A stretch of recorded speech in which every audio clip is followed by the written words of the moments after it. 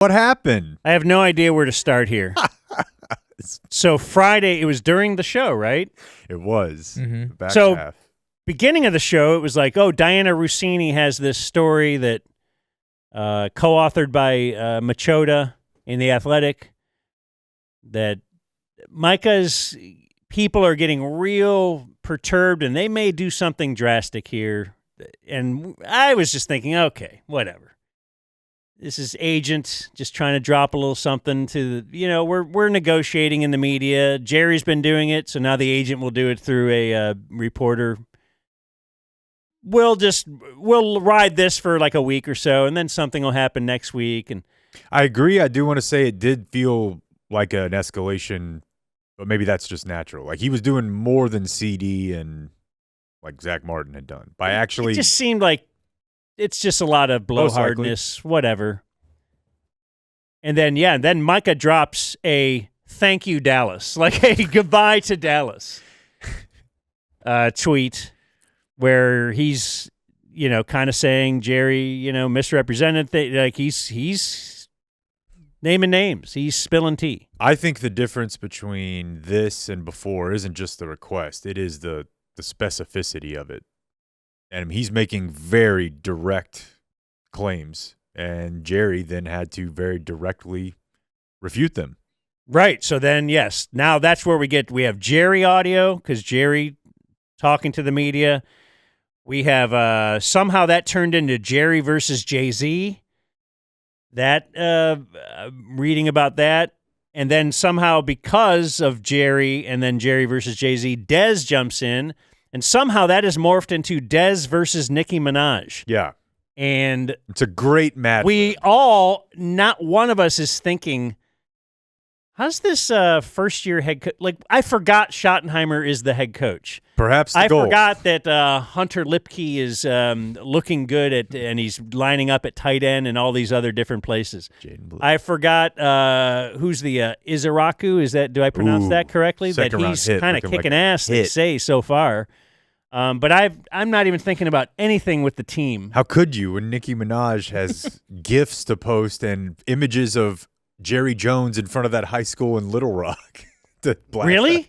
Yeah. Is she doing that? Man, I'm I pretty didn't sure see there's that. a lot. Yeah. Yeah, there's a lot going on.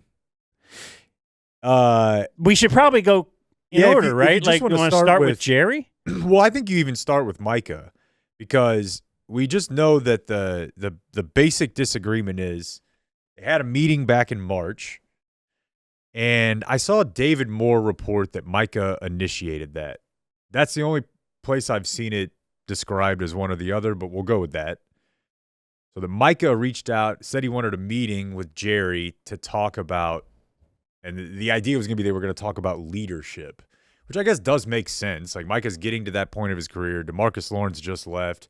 Other side of the ball, Zach Martin. So you're talking about key veteran pieces leaving. You know by how much they're shading Trayvon Diggs right now that they expect guys to step up and be leaders if they're paying them.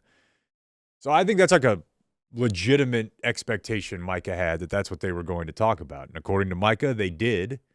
And then the conversation turned to his contract and what he wanted out of it. He says he completed that conversation kind of with a like, oh, good, bet my agent will call you. And when the agent called and talked to a representative for the Cowboys, that representative said, that deal's done. We have a deal. It's when do you want to sign it? So now, this is different than DeMarcus Lawrence. They were actually going back, lowballing. with back and forth with figures. Then he did meet with Jerry. He said, go get your dad. He actually said that to the public. Like, I told him, go get your dad. They did get together. They came to an agreement. And then, of course, the agent and Steven then did the dotted the I's and stuff. This feels there is normally it's just water under the bridge. Bygones are bygones. Money makes pain go away for the player. They kind of grin and bear it and carry a little resentment. Like, you see what CD's doing this year where he's like, yeah, it screwed my season last year. They'll carry that, but once they get paid, it kind of heals. It's shocking to me that we're having to tell them that Micah's different. Like, I've sat across from him a total of 10 minutes in my life, and I can tell you he's different. I feel like he always has that feeling. That's how I wrote it in the piece this morning. I feel like he always kind of has that. There's a huge red button over there, and his hand's like hovering over it to freak you out. And he's just like, what are you going to do? He knows that he's very smart and that he doesn't need the Cowboys for shit. I think Dak kind of did in both of his negotiations because he's not Patrick Mahomes. He's the Cowboys quarterback, though. He's not the best of the best. Yeah, I don't know, though. Being a quarterback, that's where I wanted to look at Dak versus Micah here. Because I feel like Dak kind of did it right. Like, Dak knows what Kirk Cousins got. You know, if he's on the open market. Think of it, Kirk Cousins. Even at when Kirk Cousins signed it, you would not have been excited about signing Kirk Cousins. But there's going to be 5 or 10 teams out there that would be very excited because if you've been in the I can't find a quarterback for decade mode, you can't believe a guy that is proven to be even, top 15 would be dicked around by his team. So Dak knew if I go out there, I'll get $60 million a year guarantee or whatever, $50 million a year, whatever he ends up getting. Maybe Dak is a bad example, but I do think like if you think about like Dez, since Dez has been coming up in this deal, I never thought Dez was going to leave. I think Dez knew this, I have to be here. This is my support system. This is the ecosystem where I grew up. You look what happened when he tried to leave. Now, there was a number of other things going on. But see, that's my point. Zeke, I feel like, needed to be here. But that's the way Micah has always painted himself as. He even said it in the media, like, I will sign a below-market deal. Yeah, and he may still do that. But here's what I think. I think he doesn't need them at all. But I think Micah, he's a brand beyond them now. He doesn't, but I think that he's handled this all wrong in that and I don't want to side on management and everything, but I feel like he puts that out there, and then his agent goes behind closed doors and says the exact opposite. I do, because I think he's got a baller agent that's looking for every angle, and he's smart enough to see how the Cowboys have dealt with other players and what needs to be done. And that's what's going on here. And so, yeah, Micah to the press is like, yeah, I'd love to take a below-market deal as long as we can win. That's all I want to do is win.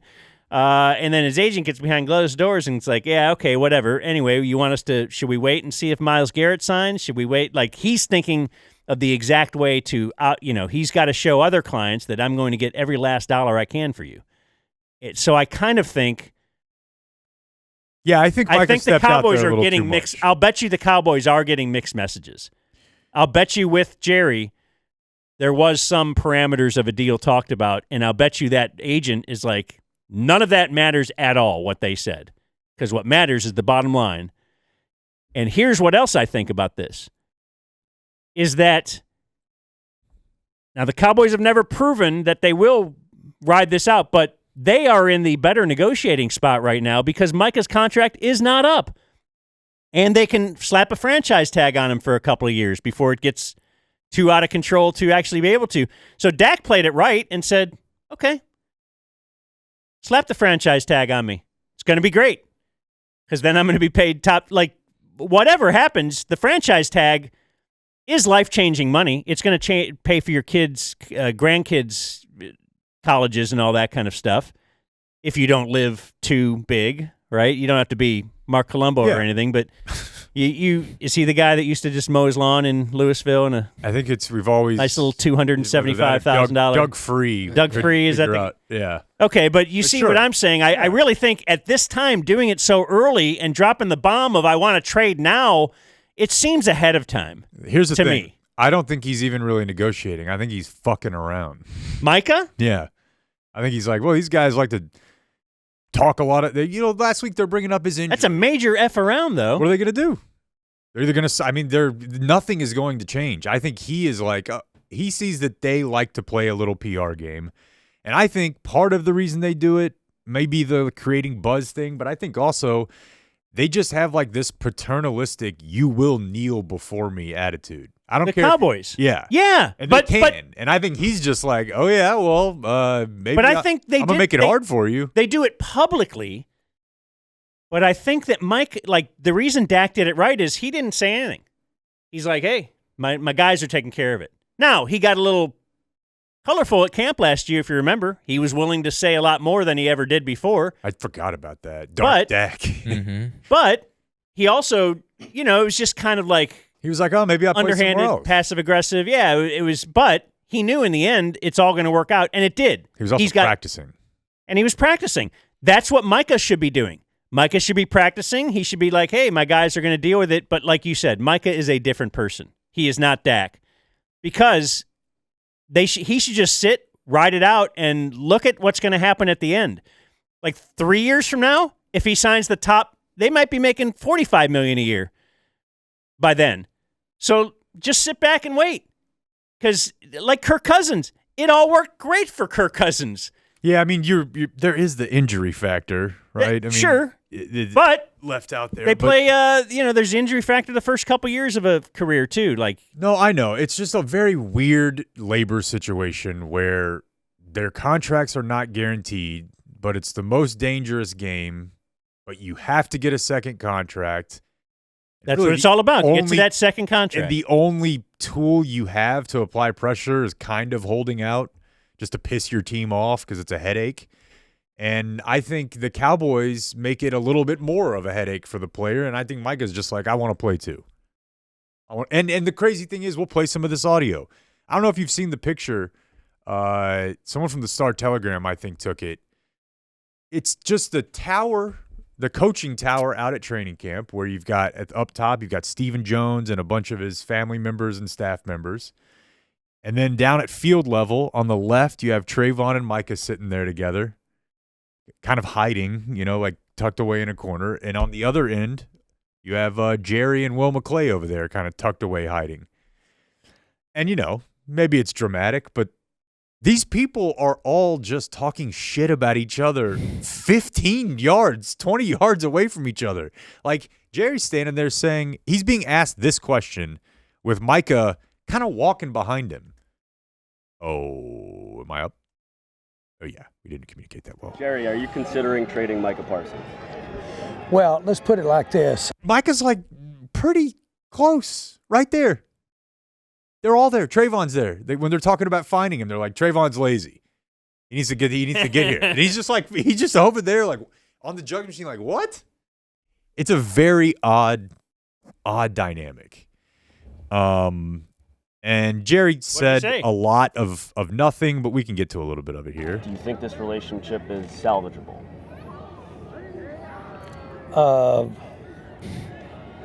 Already trouble, I would say, because Jerry's actually having to think about that. And that's really what I think this comes down to, is when it's all said and done at the end, is there any net negative or positive effect? And it's hard for me to think that doing it this way with no benefit to your roster management, no benefit to your cap, what is the benefit? Because we all know how it's going to end. It's just, it doesn't, I don't see the benefit. Do you think this relationship is salvageable? I think the relationship is what it is. Oh, man. He goes on a little bit here, but I heard he said he views this trade demand or trade request just like he views a injury report of a sore back. Yes, he did say that multiple times. Let me see if I can pull you up here. Which just means Micah is out right now with a sore back. Yeah. And he's kind of saying, well, when he gets paid, that back won't be sore like Greg Ellis. That's just part of negotiation. Would you ever consider trading Micah? Again, I don't really place that with any real seriousness. Micah's got a bad back. That's like being traded. To the request. I mean, if I'm Mike, I don't love that, But that's the truth. Jerry's right. Yeah. That's he gets it. And see, now this is where Dak did it right, because he never publicly pantsed Jerry. Jerry doesn't want to be publicly pantsed. He doesn't want it. Like Micah throwing that trade thing out, If there was a chance he signs his contract this week, it's now out the door. You think because you think they need more time to save face? Yeah, because now it looks like, all you have to do if you're a star player is tweet that you want out, and then I'm going to sign you. No, that's not the way it works. You're under contract. You're under contract for the full year, and I could franchise you for a couple years after that. So how about you get to work? The problem is that the Cowboys in the past have always caved.